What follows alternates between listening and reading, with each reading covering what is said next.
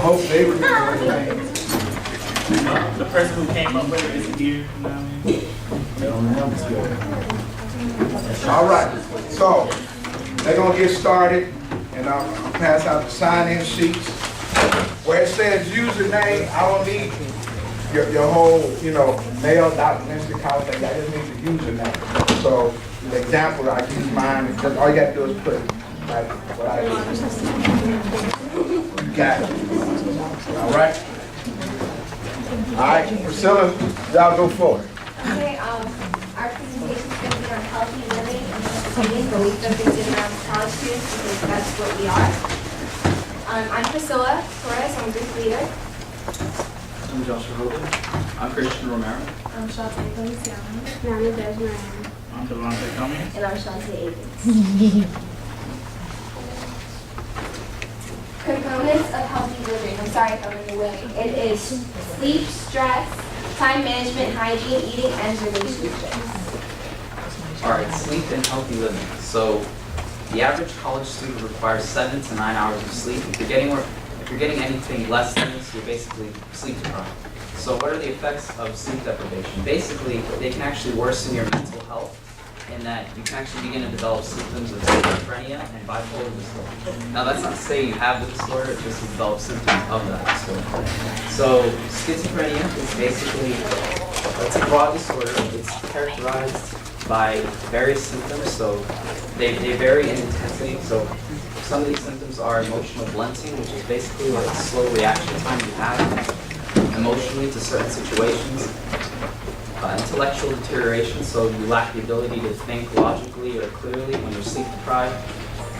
Social isolation, so you tend to isolate yourself when you're sleep deprived. And speech behavior, so the ability to communicate effectively is affected when you lack sleep. And these last two are pretty severe: delusions and hallucinations. And bipolar disorder is basically a mood characterized by various or sudden shifts in moods. So, like an example would be like you can just be really happy one moment, and then the next moment you're just completely furious. So they're just sudden shifts in moods. Yeah. Stress and sleep deprivation. So there definitely is a strong link between stress and sleep and a lack of sleep. And here are some surveys that show that. So 65% of Americans lose sleep due to stress. So I mean that's more than half America. So it's not just college students, but America pretty much.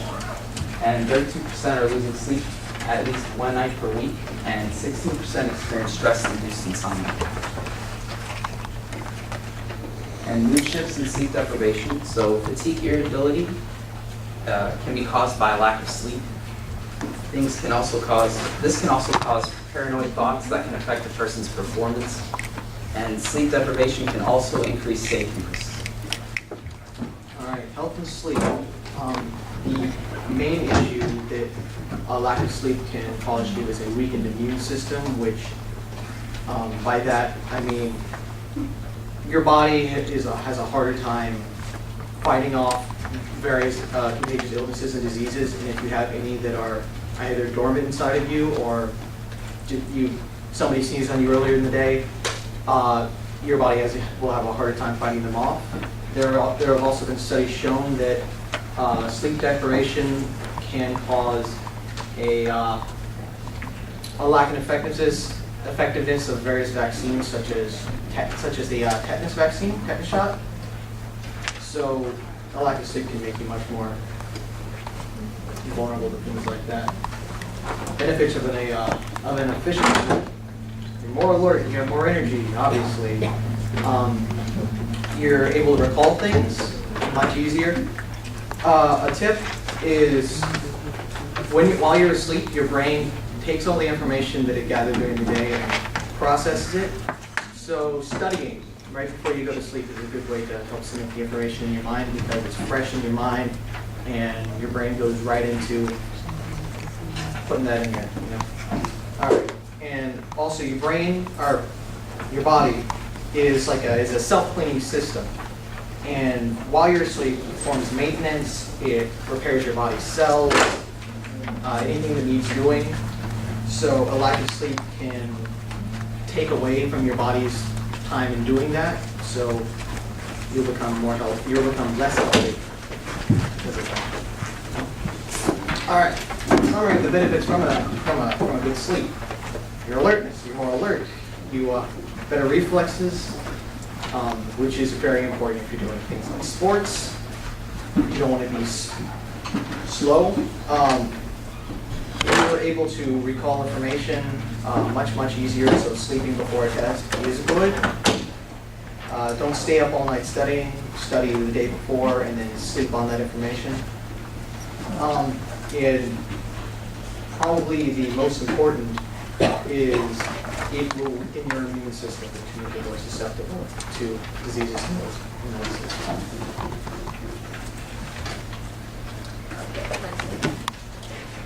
My topic is time management, stress, and healthy living.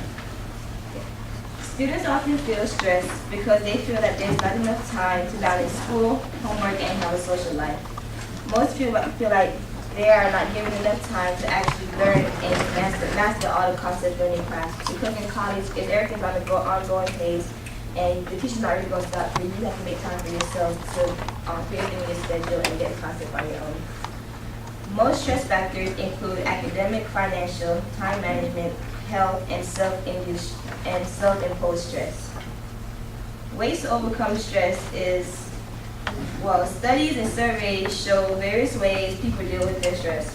If time management is hard to master, you can use the resources that you have at school, such as counselors, advisors, teachers, and families. You can keep a journal and write down your emotions to let them out. It's also wise to surround yourself with positive people. You can try meditation, which can help with breathing and relaxation, and daily exercise to let out excess energy. Hygiene. What is hygiene? A condition or practices conducted to maintain health and prevent disease through cleanliness. Good hygiene habits for yourself. Begin your day with brushing your teeth every morning and night to maintain dental hygiene. Take a shower to cleanse your body of odors and bacteria that may be resting on your body. Groom facial and body hair. Get regular haircuts to maintain healthy hair. Use deodorant to help retain body odors and respiration. Clean your ears daily to prevent infection. Trim your nails to fight against germs and dirt on your nail. Hygiene etiquette. Do not touch your face after touching contaminated objects. You should always wash your hands. Wash your hands before eating. Wash your hands after using the bathroom at all times, and when you sneeze, you should cover your mouth with alcohol. Bad hygiene is having things such as offensive odor, wearing dirty clothes, not washing your hands, not brushing your teeth every day, not taking a daily shower, and not washing your hair. Healthy eating. Why you should have healthy eating habits?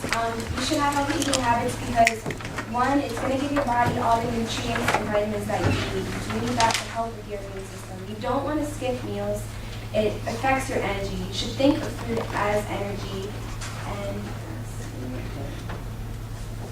what we may look over when eating. Nutrition facts. It's important to know information about the food that we eat so we know what foods are good for us. Eating in moderation. It's pretty much helps you balance out the food that you're taking in so that you can prevent binge eating. And not to skip meals. Make sure that you don't skip meals so that your body doesn't turn so your food doesn't turn into fat.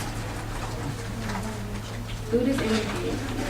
It is important to not to skip meals because food gives you energy throughout the day. These are things that we should eat on the daily, like 6 ounces of grains, 2.5 cups of veggies, 2 cups of fruits, 3 cups of milk, and 5 ounces of seeds.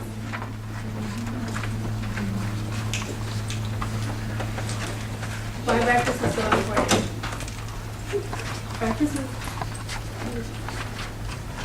is important because it keeps your metabolism going. It helps you to prevent your body from going into starvation. 20% of teens skip breakfast, which causes them to overeat.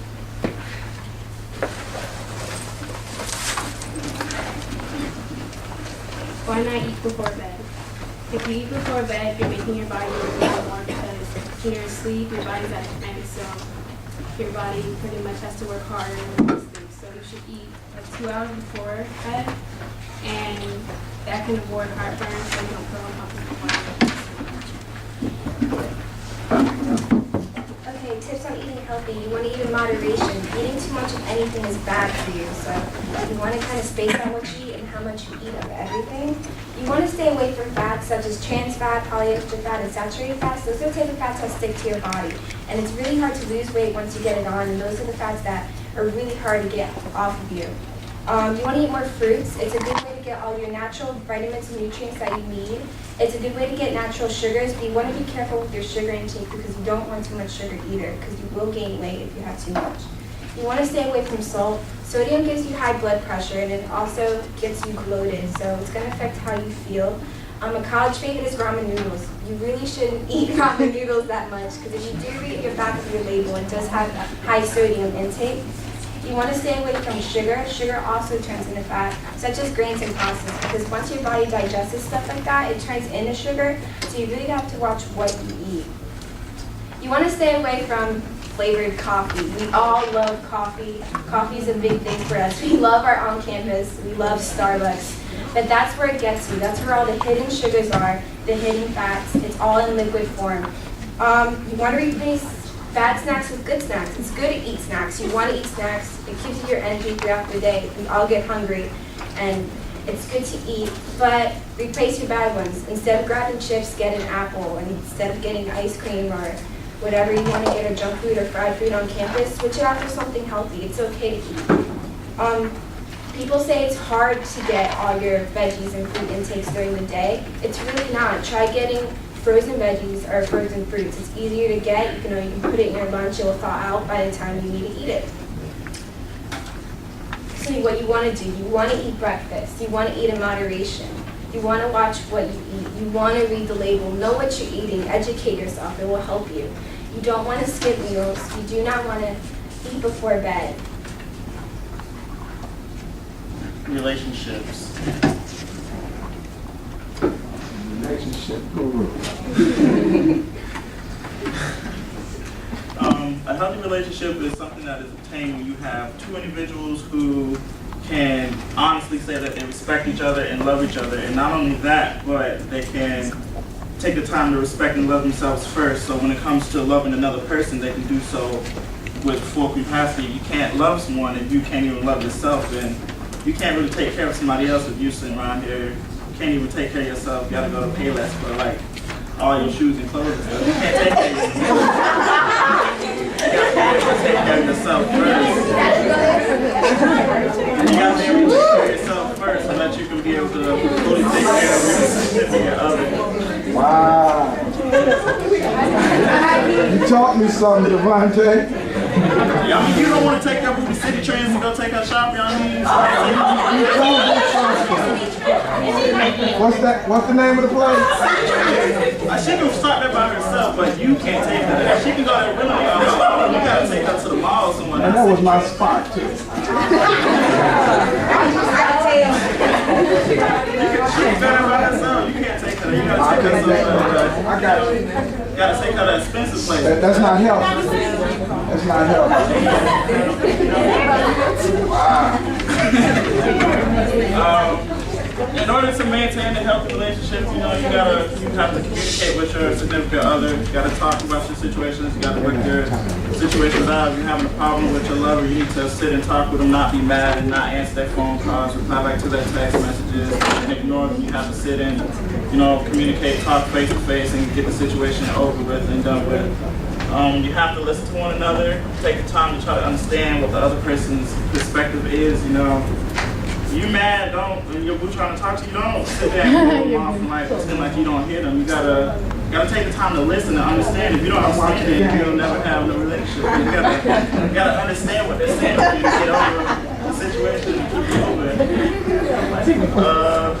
You gotta keep it balanced, and you gotta keep a balanced lifestyle. Allow your relationship to grow and change. Try to stay stuck in the past. Life goes on. Grow with it. Learn. Have trust, because if you don't have trust, you don't really have a relationship. If you're always questioning your significant other and wondering what they're doing, who they're talking to, stuff like that. And accept your differences and allow those to strengthen your relationship and respect one another. That's her excited. You don't plagiarize. That.